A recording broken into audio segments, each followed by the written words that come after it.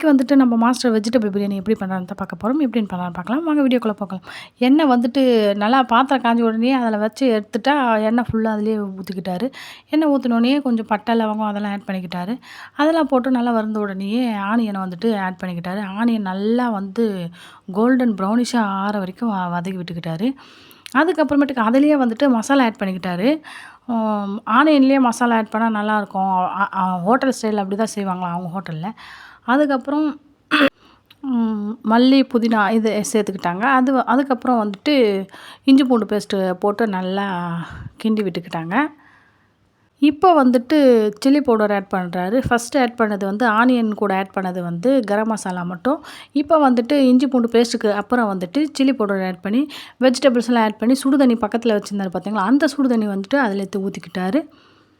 அதுக்கப்புறமேட்டுக்கு மீல் மேக்கரை ஊற வச்சது அது வந்து கழுவிட்டு அது புழிஞ்சு இதில் போட்டுக்கிட்டாரு. அப்புறம் பச்சை பட்டாணி வந்துட்டு போட்டுக்கிட்டாரு. தேவையான அளவுக்கு உப்புமே ஆட் பண்ணிக்கிட்டாரு. போட்டுட்டு நல்லா கலந்து விட்டுட்டாரு. அப்புறம் பக்கத்தில் ஒரு பாத்திரம் இருக்குது பார்த்தீங்களா, அந்த பாத்திரத்தில் வந்து பாஸ்மதி ரைஸ் வந்துட்டு ஒரு 1/2 மணி நேரமாக ஊற வச்ச அரிசியை வந்துட்டு அதில் வந்துட்டு ஆட் பண்ணியாச்சு.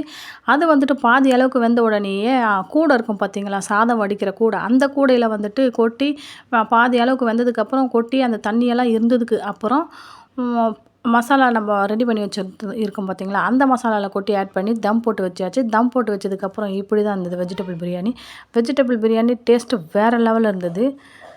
நம்ம மாஸ்டர் வந்துட்டு கோயம்பேடில் வந்துட்டு ஒரு பெரிய பிரியாணி ஸ்டால் அங்கே வந்துட்டு மாஸ்டர் இருக்கிறாரு. இந்த வீடியோ பிடிச்சிருந்தா லைக் அண்ட் ஷேர் பண்ணுங்கள், கமெண்ட் பண்ணுங்கள், சப்ஸ்கிரைப் பண்ணுங்கள்.